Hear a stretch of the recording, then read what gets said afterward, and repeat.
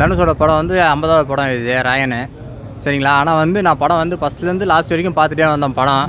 So அங்கங்கே பார்த்தீங்கன்னாக்கா ஒரு கிளைமேக்ஸ்லேருந்து ஒரு இது எடுத்த மாரி இது படம் பார்த்தீங்கன்னாக்கா. இப்போ சத்துக்குமார் ஒரு படம், அதுலேருந்து ஒரு கிளைமேக்ஸ் எடுத்துக்கிறாரு, சரிங்களா. அதுக்கப்புறம் வந்து பார்த்தீங்கன்னா இந்த அசுரன், அதுக்கப்புறம் ஒரு 5-6 படம் நம்ம சொல்லலாம் ப்ரோ. ஏன்னா வந்து வெளியே வந்து யோசிச்சுட்டு நம்ம உட்காந்து யோசிக்கும் போது தான் தெரியுது. ஸோ அவர் வந்து ஒரு படத்துலேருந்து ஸ்கிரிப்ட் எடுத்துக்கிறார் போல இருக்குது. ஸோ இப்போ வந்து வெற்றிமாறன் வந்து அது எப்படி நினைப்பாருன்னு தெரில. ஏன்னா தனுஷ் 50வது படம், ஏன்னா அவரோட டைரெக்ஷன்லேயே அவர் பண்ணியிருக்கிறாரு. ஸோ இப்போ நான் வந்து ரிவ்யூல் வந்து எல்லாருக்கும் கொடுக்கும்போது எனக்கு ஒன்றும் புரியல. சரி நல்லா தான் இருக்குது, பெஸ்ட்டாக தான் வந்து எல்லாமே சொல்லியிருக்கிறேன் நான். ஸோ வந்து உட்காந்து நம்ம யோசித்து ஒரு பிளானோடு பண்ணும்போது தான் நமக்கு தெரியுது. ஸோ அப்போது தனுஷ் வந்து 50வது படம் வந்து அங்கங்கே ஒரு ஸ்கிரிப்ட் வந்து எடுத்து தான் வச்சுருக்கிறாரு அப்படின்னு தான் எனக்கு புரியுது. ஏன்னா இந்த படத்தில் முழுக்க எனக்கு அதை தான் புரியுது. ஏன்னா அந்த ப்ரோ வந்து சொல்லும் போது எனக்கு புரியல. அந்த சாரை முடி ஒருத்தர் வச்சுருப்பார். ஸோ இவர் சொல்லியிருந்தார் இந்த படம் வந்து பாருங்கள் ப்ரோ, உண்மையிலே வந்து உட்காந்து நீங்கள் யோசிச்சு பாருங்கள், தெரியும் பொறுமையாக ஆறாமல் அது பாருங்க. இவர் சொல்லியிருந்தார் சார், பாருங்க இவர் இந்த சார் சொல்லியிருந்தார் பார்த்தீங்களா. இவர் சொல்லியிருந்தார் எல்லா படத்துலேயும் வந்து ஒரு காப்பி அடித்து தான் வச்சுருக்கிறாரு. புரியுதுங்களா. சில படங்கள்லேருந்து சில சீன்ஸ் எடுக்கிறது தப்பு இல்லை. ஆமாம், மக்களை சந்தோஷப்படுத்தக்கூடிய அளவுக்கு ஒரு படத்தை கிரியேட் பண்ணுறது தான் டைரக்டரோட. ஆமாண்ணா. அதில் ஒரு சக்ஸஸ். எனக்கு என்ன ஒரு இல்லை, எனக்கு என்ன ஒரு இதுனாக்கா படம் நல்லா போயினே இருந்துச்சு.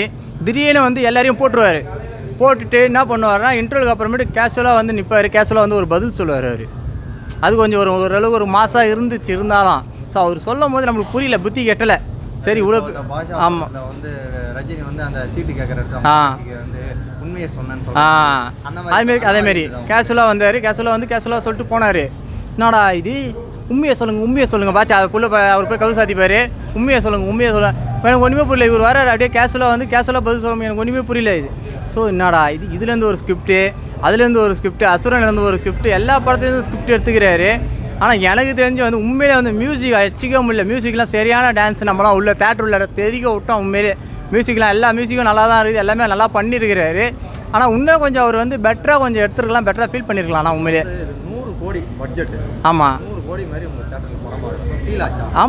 சார் எனக்கு வந்து எப்படி ஃபீல் ஆயிடுச்சுன்னு நீங்கள் சொன்னீங்கன்னு பார்த்தீங்கன்னாக்கா, அவர் வந்து அசால்ட்டாக எல்லாரையும் வந்து கொண்டுட்டு அசால்ட்டாக கேஷுவலாக நடந்து வருவார் அவர். எனக்கு அது பிடிச்சி ஓரளவுக்கு அது எனக்கு மாசாக இருந்துச்சு. மற்றபடி தனுஷ் தவிர்த்து வேறு யார் நல்லா நடிச்சிருக்காங்கன்னு நினைக்கிறேன்? சூர்யா, பிரகாஷ்ராஜ் சாருக்கு வந்து அது போலீஸ் ரோல் தான். அது வந்து நார்மல் தான். அவருக்கு வில்லன் கேரக்டர்லாம் அவ்வளோ உண்மையிலேயே வந்து ஒரு போலீஸ் கேரக்டர் தான் கொடுத்துக்கிறாங்க. அதேமாரி இவருக்கும் எஸ்ஜே சூர்யா சாருக்கும் சொல்லவே தேவையில்லை. ஆனால் அவங்க அண்ணனுக்கு நல்லா ஸ்கிரிப்ட் வச்சுக்கிறாப்புல, நல்லா பண்ணிக்கிறாப்புல. அது மட்டும் நான் உறுதியாக சொல்லுவேன்.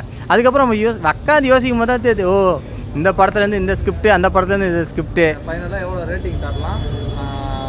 பாசிட்டிவாக இருக்குமோ நெகட்டிவாக இருக்கும் சார்? என்னை பொறுத்த வரைக்கும் வந்து எப்படி சார், இப்போ நான் ஒன்றே சொல்கிறேன், நல்லா கேட்டுங்க. முன்னெல்லாம் வந்து ஒரு படம் வந்து 100 நாள் ஓடினா தான் வெற்றி, சரிங்களா. இப்போ வந்து அப்படிலாம் கிடையாது. 1000 கோடி 2000 கோடின்றாங்க படத்துக்கு பட்ஜெட்டு, சரிங்களா. இந்த பட்ஜெட் வந்தால் தான் படத்தோட வெற்றிக்கு சாதனைன்றாங்க. இத்தனை 1000 கோடி இப்போ செலவு பண்ணிங்கன்னா நீங்கள் சொல்கிறீங்க. இப்போ 1000 கோடி வந்து எவ்வளோ, 2000 கோடி 3000 கோடி அதுமாரி வந்தால் தான் படத்தோட வெற்றி காரணமே அப்படின்வாங்க.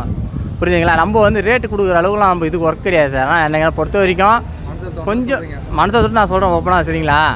என்னை பொறுத்த வரைக்கும் பார்க்கலாம், ஓரளவுக்கு பார்க்குற ஆடியன்ஸுக்கு புரியும் எது இதில் எடுத்துக்கிறாங்கன்னு சொல்லிட்டு. நம்மளுக்கு பார்த்தவொடனே புத்தி எட்டுக்காது. எப்படி சொல்கிறோமா, உண்மையை சொல்லட்டுமா, நம்ம போய் ஒரு தேட்டரில் உட்காந்து படம் பார்க்குறோம், பார்த்துட்டு எடுத்துகிட்டு வெளில வந்தோடனே மைக் எடுத்துகிட்டு ஃப்ரெண்டில் வரீங்க சார் ரிவ்யூல் கொடுங்க இல்லைங்க, அப்போ பார்க்கறதுக்கு யோசிச்சு பார்த்தாக்கா உண்மையிலே நான் சொல்லட்டுமா ஸ்கிரிப்ட் எடுத்து அவரே பண்ணிக்கிற மாதிரி தான் எனக்கு தோணுது, சரிங்களா. சரத்குமார் படம் 1, அதுக்கப்புறம் வெற்றிமாறன் சார் எடுத்தார் பார்த்தீங்கன்னா அசுரனு, அது ஆடுகளம், எல்லாத்துலேருந்து ஒரு ஸ்கிரிப்ட் சார். எனக்கு அதுதான் யோசிச்சு பார்க்கவும் முடியல. உண்மையிலே தனுஷ் அதுமாரி பண்ணார். அதுவும் அவர் ஒரு 50வது படமாச்சே சொதப்ப மாட்டார் அப்படின்னு நினச்சேன் நான். Okay, thank you.